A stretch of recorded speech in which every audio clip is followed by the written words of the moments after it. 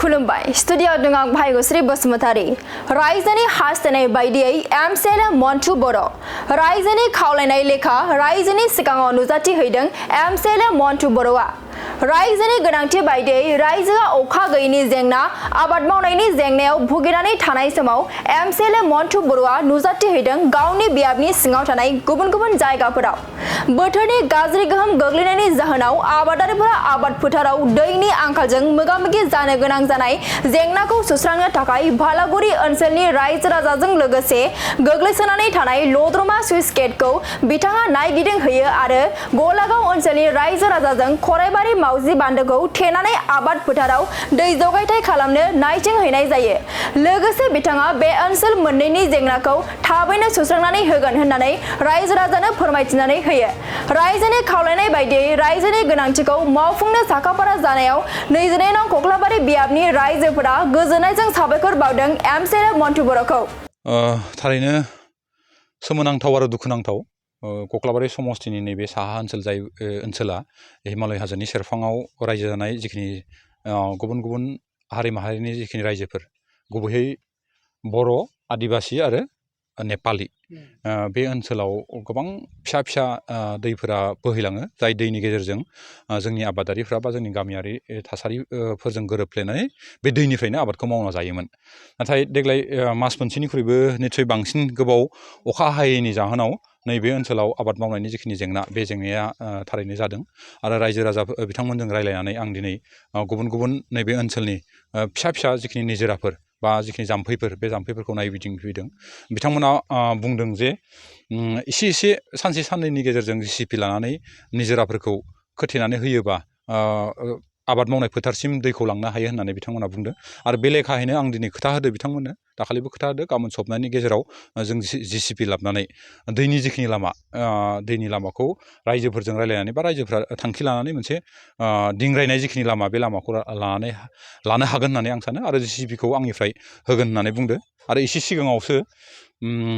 थांनाय 10 बोसोर बा 12 बोसोरसोनि सिगाङाव बिपिएफनि जि आमोलनि जि सरकार बे सरकाराव लद्रमा होननाय मोनसे सुइस गेट दं जायनि दरजाया मोनबा बे मोनबा दरजाया सुइस गेटखौ जों नायना फैदोंमोन बेखौ थारैनो रायजो राजाफ्रा बुंनाय बायदिबाथाय जि समाव स्किम मावदोंमोन बे स्किम मावनाय समावनो बिनि जिखिनि मोनबा दरजा बे मोनबा दरजाबो फ्राय 1 फुट बा 6 इन्सिसो गुसेब जादों आरो जायनि जाहोनाव बिथांमोना दरजानि फ्रेमखौ सोनानै दोन्दोंबाबो बेखौ दैनि जिखिनि दैया जर जानाय बे जर जानायनि जाहोनाव लाखिनो हायाखै बे ओनसोलखौ रायजो राजाफोरनि खावलायनाय बायदि आं नायदिंनानै फैनानै नुनो मोनबाय जे हसाके बे लद्रमा गेटआवबो मोनबा जि दरजा दं बे दरजाया फुरा फिसा जाय फिसानि जाहोनाव बिथांमोना अन्थाइ बल्डार होनानै जाबसिननानै गेटनि दरजाखौ होथेना दोनदो जायनि जाहोनाव बे दैया जमा जाखांनायनि उनाव बा दैया दुखांनायनि उनाव बिथांमोननि नांगौ आबाद फोथाराव बिथांमोना लांनो हानाय जादों बिथांमोननि रायजो राजाफ्राबो खावलायदों जे बेयाव मोनसे रिपेयारिं जि स्किम हमनानै बेयाव थानाय मोनबा दरजाखौबो गोदानै होफिननायनि जिखिनि राहा आरो फाक्का होनाय जिखिनि बे होनायाबो लेभेलनिख्रुइ दैनि लेभेलनिख्रुइ आरो 3 फुटसो गोजौ जायोबाथाय बांसिन मोजां जायो होननानै बुंदों मानो होनबाथाय अखाया बारा जायोबाथाय गेटखौ होथेनानै दोनोबाथाय पाक्का साजोंबो बोहैलांनायनि सम्भाबना दं होननानै रायजो राजाफ्रा आंनो खोन्थादो ओंखायनो फैबाय थानाय समफोराव जों बे मोनबा दरजाखौ रिपेयारिं खालामनायजों लोगोसे पाक्काखौबो आरो 3 फुटनिख्रुइ बांसिन गोजौआव खालामनानै होनो हायो नामा बेखौ आं एक्जिकिउटिभ इन्जिनियारजों रायज्लायहरदो आरो खम समनि गेजेरावनो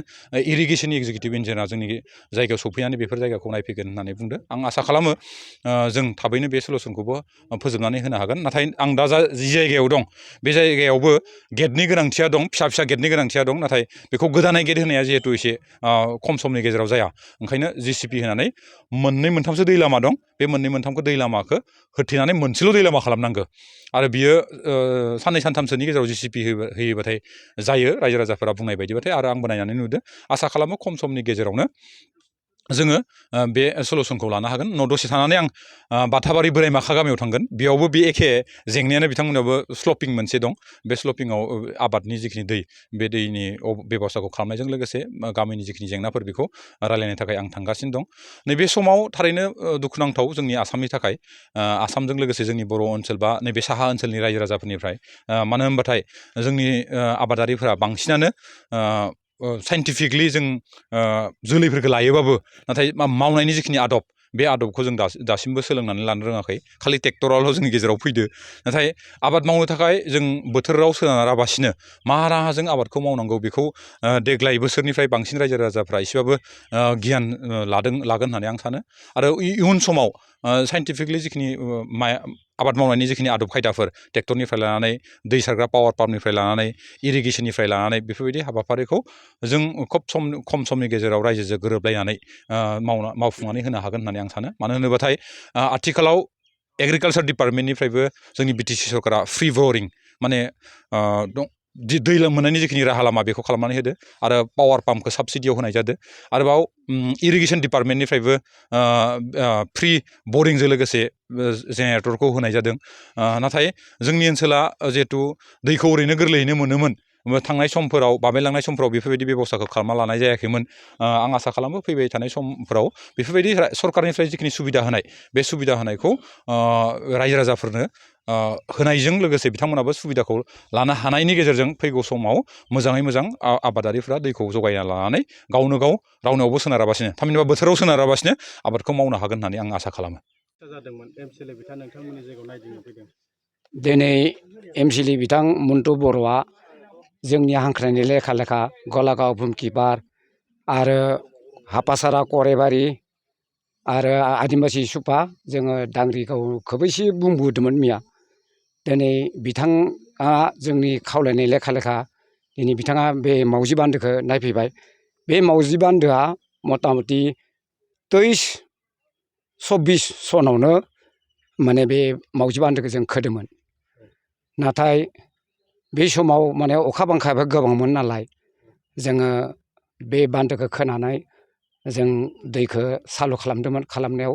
अखाया माने अयथासाराव बे बान्दोआ बायलांनायसै बे समनिफ्रायनो बे मावजि बान्दोखौ रावबो माने मेरामति खालामनो फैयासै दा जोंनि समस्याया बेनो जा खेथि बाथिया माने हालेवनानै दोनदों बर' होनाय हाफ्रानो गावस्रानानै दङ दा जोंनो अखा नांगौ अखा नाङाब्ला दै नङाब्ला जों खेथिखौ माबोरै खालामनो बेनिखायनो जोंनो दिनै अखा नांगौ बा दै नांगौखाय जों मन्टु सारखौ बे मावजि बान्दोआव हांख्रायनानै लाबोदों बिथाङा नायबाय नायनानै जोंनो खोथा होबाय बिथाङा माने खामानिखौ मावगोन ओरै होननानै दा गासिबो जों रायजोफ्रा सापर्ट खालामदों माने गोजोननाय मोनदों बिथां माने बुंनायखौ आरो बिथाङा थाबैनो मावनांगौ जों बिथांखौ जों खावलायदों आरो रायजो राजाया गासिबो गोजोननाय मोनगोन बे खामानिखौ जुदि मावफुंनानै होयोब्ला एमसिएलए मन्टु बर'आ नोंथांमोननि समस्यानि थाखाय नायगिदिंनो फैदों मा फोरमायगोन माबायदि रादाय होदों माने जों गायनो हायाखै रायजो राजा गासैबो गलागाव हापासारा जोंनि भुमखिपार एरियाया इमान दिन बर'खुन अखा हायाखै अखानि थाखाय मानसिफोरा बिराद अखान्थि जाबाय दं आरो थारमाने ओंखायनो जों बान्दोखौ थेनायनि बे मावजि बान्दो होनायखौ थेनायनि गलागाव भुमखिपार हापासारा मोनथामबो गामि लोगो नांनानै बे बान्दोखौ थेनानै जों दैखौ लांनानै गायनो हागोन नामा होननानै सेस्था खालामदोंमोन आरो बबेनिफ्राय लाबोगोन दैखौ मावजि बान्दो होनायनिखौ इनिफ्राय लाबोनानै जों दैखौ ओरै लांनानै दुब्लियाव सोनो नागिरदोंमोन आरो गोदोनि जोंना दंखायो बान्दोआबो दंखायो इखौ इतिमधे खननै नामा सेंसन खालामदोंमोन सरकारा नायना थांदोंमोनबो ओमफ्राय जायासै आरो मुथते इयो सुइस गेटआ दा मा रादाय होदों एमसिएलए बिथाङा मावफुंगोन ना मावफुङा मा रादाय दा मन्टु साराथ'